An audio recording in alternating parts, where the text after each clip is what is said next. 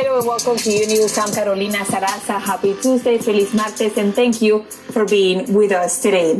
We began this hour in Washington. The top U.S. diplomat to Ukraine is testifying before 3 House congressional committees. Bill Taylor's text messages with Ambassador Gordon Sondland are a key piece of the investigation. Meanwhile, President Trump is lashing out at his own party and even comparing the impeachment inquiry to a lynching. Lorraine Cázares has the latest. Sources say Bill Taylor's opening statement lasted more than an hour and that he said political investigations were a possible reason for the delay in aid to the Ukraine. Taylor was like many who have already testified subpoenaed this morning, and officials saying the State Department was trying to direct the ambassador not to appear. Tomorrow, Capitol Hill is expected to hear from Deputy Assistant Secretary of Defense Laura Cooper. Back to you, Carolina. Thank you, Lorraine, for that report. And now to alarming new evidence about efforts to interfere with our elections again. New reports reveal Russia is already trying to meddle. Facebook is moving to take down dozens of accounts posting as American, but actually originating from companies in Moscow. These accounts targeting Joe Biden and praising President Trump. Aranza Loizaga has more. Every 4 years, as the nation approaches an election, the government Citizenship and Immigration Services says it gets a huge increase in applications from people wanting to become U.S. citizens in order to vote. But this time around, because of processing delays, it may already be too late for many to make a difference in 2020. Luis Mejid explains. And President Trump said that he may, quote, terminate the New York Times and Washington Post. It is in northern Syria, just hours left in a ceasefire between Turkey and the Kurds. But it appears the fighting never stopped completely and could start again, as the Kurds accuse the U.S. and President Trump of betrayal. Janet Rodriguez has the latest from Washington. Says some troops will be staying in Syria, but only to secure oil. Other troops are expected to go to Iraq, but now that country says they're not permitted to stay there. In Washington, Janet Rodriguez, Unews.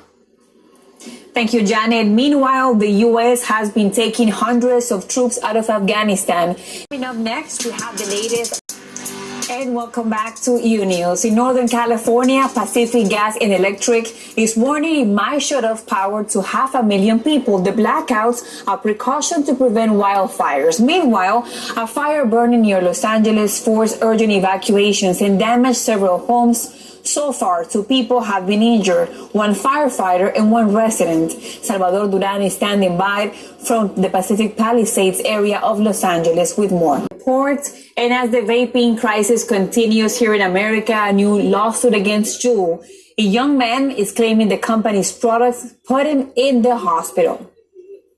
And less than a month into a 4-month ban on sales of e-cigarettes and vaping products in Massachusetts, a judge ruled the state's ban can stay in effect. But only in immigration news, the Wall Street Journal reports that the 2 college students.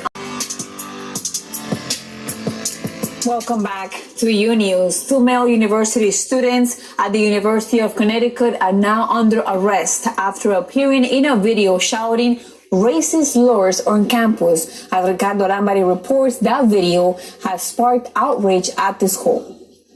A judge has rejected a request to delay the trial of undocumented immigrant Wilber Martinez in Nevada until 2021. Prosecuted in New York, where dramatic video captures the moment a man escapes through an open police car window. Roger Borges has more details.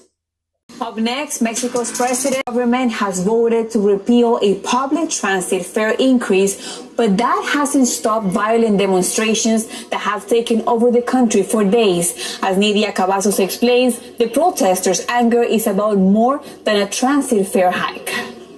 For more on Chile, let's go to Brian Winter. He's the vice president for Univision's chief medical expert, Dr.